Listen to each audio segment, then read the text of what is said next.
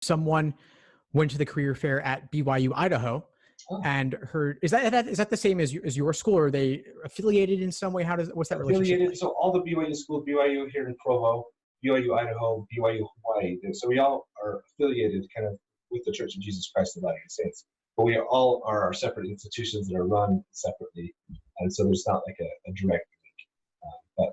But we do, we get great applicants from both schools, the other BYU schools every year, and so but we look at them as they're separate institutions.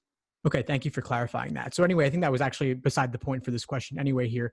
The student was asking that, are students admitted in separate pools such as high LSAT, high GPA, or average of both? Do you actually separate applicants into different pools like that?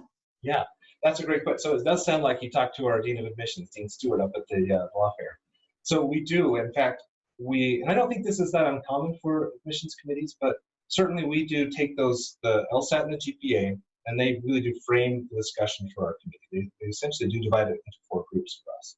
So you have those that are above our medians in both, above an LSAT, below in GPA, above in GPA, below in LSAT, those that are below in both. And so we do start to compare against each other out of each of those groups.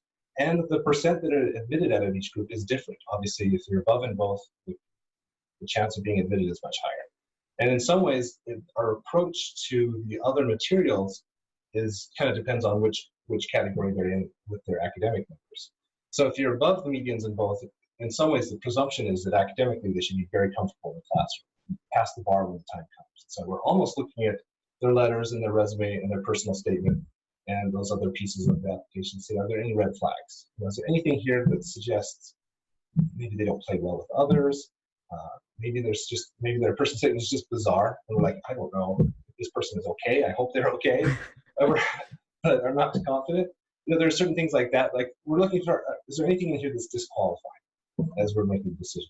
Now, obviously, as we get down to the group that's below our medians in both, that also happens to be the biggest group. So we admit about the same number of people out of each group, but that last group is by far the most competitive, just because of the numbers. So from there, we're really looking at those materials. And I should say, at the same time, within that group, there is still a range. We're still looking for people that are in the ballpark with their GPA, with their LSAT. We still want them to be, we want the confidence that they can hang in the classroom and they can pass the bar. But within that group, we're really looking at those personal statements and those letters and those resumes to say, really, who shines, like who stands out, who is stronger than the numbers, or who has done some things, has some experience that really would be a valuable addition to classroom conversation. Who adds to the law school. And so our approach is a little bit different. And so that is sort of how we frame a lot of the discussions for our committee, is in those 4 groups. Thanks for tuning into the show. Please subscribe if you haven't done so already to be notified of new episodes as I release them. And feel free to reach out if you need anything at all as you move forward with your prep. I'm happy to help however I can. In the meantime, I'll wish you all the best and take care.